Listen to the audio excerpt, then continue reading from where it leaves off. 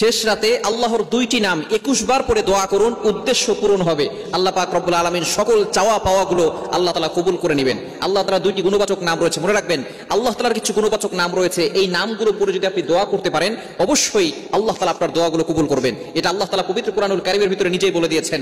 9 নম্বর পারা 13 নম্বর পৃষ্ঠার 4 নম্বর লাইন সূরা আরাফের 180 নম্বর আয়াতে আল্লাহ তাআলা বলছেন, ওয়ালিল্লাহিল আসমাউল হুসনা ফাদউহু বিহা।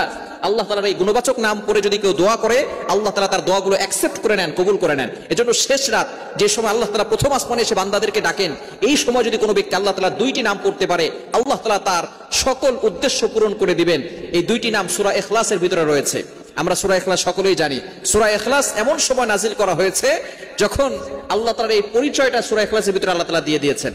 যখন নবীজি সাল্লাল্লাহু আলাইহি সাল্লাম কাফেরদের কাছে আল্লাহ তাআলার একত্ববাদের ঘোষণা দিতে লাগলো এবং সকলকে এক আল্লাহর উপরে ঈমান আনার কথা বলতে লাগলো, তখন কাফেররা বলেছিল, হে মুহাম্মদ, আমরা তো অনেক দেবতার পূজা করি, তুমি কোন আল্লাহর কথা বলছো? সে আল্লাহ কয়জন? সে আল্লাহ তাআলার ছেলে মেয়ে আছে নাকি? তখন আল্লাহ পাক রব্বুল আলামিন সূরা ইখলাস নাযিল করে দিলেন। রব্বুল আলামিন বলেন, কুল হুয়াল্লাহু আহাদ আল্লাহুস সামাদ লাম ইয়ালিদ ওয়া লাম ইউলাদ ওয়া লাম ইয়াকুল লাহু কুফুয়ান আহাদ। কি চমৎকার একটি সূরা! এই সূরা যে যত বেশি পড়বে তত বেশি আল্লাহর নৈকট্য অর্জন করতে পারবে। এখানে দুইটি নাম, একটা হচ্ছে আল্লাহু আস-সামাদ, খুবই চমৎকার দুইটি নাম না? আল্লাহু আস-সামাদ, ইয়া আল্লাহু ইয়া সামাদু, ইয়া আল্লাহু ইয়া সামাদু, কুল হুয়াল্লাহু আহাদ। নবী হে আপনি বলেন আল্লাহ এক, অদ্বিতীয়। আল্লাহুস সামাদ, আল্লাহ অমুখাপেক্ষী, আল্লাহ কারো প্রতি মুখাপেক্ষী নন। দুনিয়ার সকল মানুষ মুখাপেক্ষী, কিন্তু আল্লাহ কারো প্রতি মুখাপেক্ষী নন। আপনি কোটি কোটি টাকার মালিক, কিন্তু আপনার কাছে চাউল নাই, আপনি কৃষকের কাছে মুখাপেক্ষী। আপনি কোটি কোটি টাকার মালিক, বিল্ডিং করার জন্য রাজমিস্ত্রির কাছে মুখাপেক্ষী।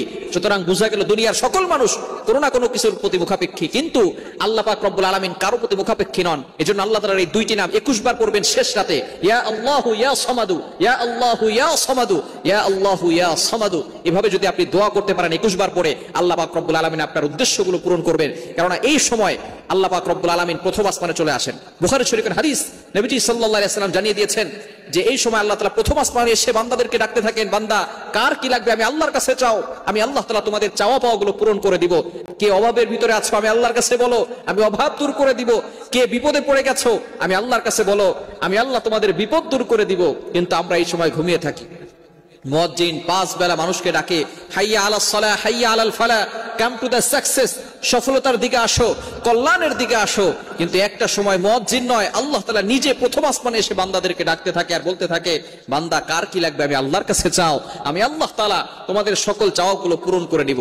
এজন্য শেষ রাতে আপনি আল্লাহ তাআলার এই দুইটি গুণবাচক নাম পড়ে 21 বার পরে আপনি আল্লাহর কাছে দোয়া করবেন, ইয়া আল্লাহু ইয়া সামাদু। এটা পড়ে আপনি আল্লাহর কাছে দোয়া করবেন, ইনশাআল্লাহ আল্লাহ পাক রব্বুল আলামিন আপনার সকল চাওয়া পাওয়াগুলো পূরণ করবেন।